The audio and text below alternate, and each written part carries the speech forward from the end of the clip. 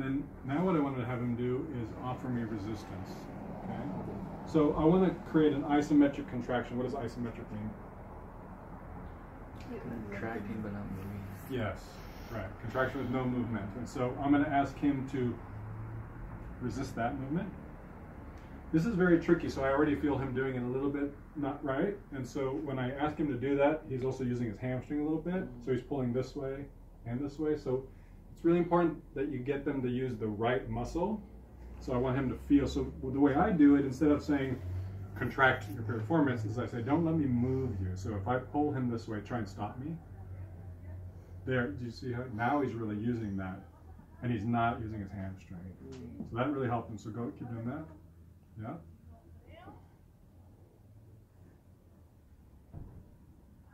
Good. And relax. And then you can stretch. That would be called a post-isometric contraction. Right? Stretching it a little bit more.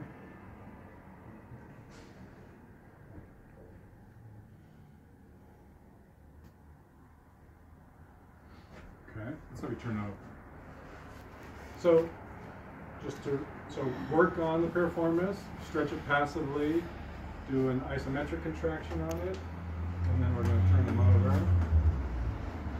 And I want to stretch the whole meridian now. So we were working on this side. Yeah. So it's important when you turn them over, remember you're on the correct side. So the stretch to do this whole meridian is similar to what we've done already, but I'm going to make sure the foot is part of it. Is that okay? Yeah, it's cool. And does that add on? I'm not feeling anything right now. Good. Now try tucking your chin like that. Is that? Yeah, a little bit. Yeah. Okay.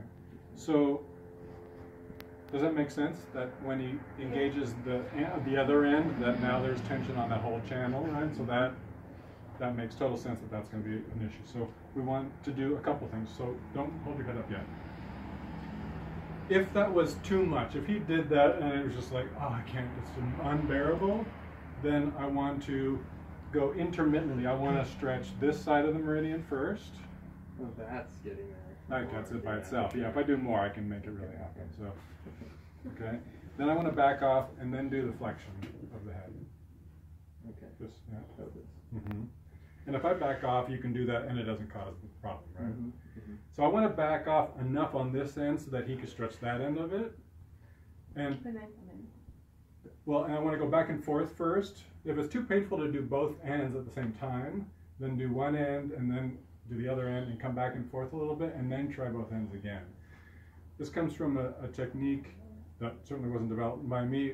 That's called flossing. That's used mostly for nerve impingement, where you're trying to stretch both ends of the nerve, ideally stretching the whole length of the nerve, but sometimes it's too painful. So I'm stretching this side of it first. You can tolerate that without the head. And then I can back off, now do the head. Yeah, good. Can you relax your head now? So go back and forth just a couple times. Do one more time with the head alone. Okay, and now let's try both and see if we get it.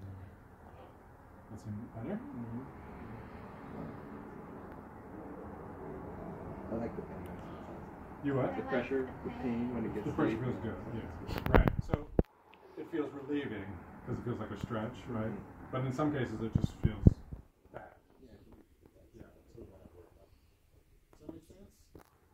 So try and get the whole meridian stretched. So that would be with the head up, right?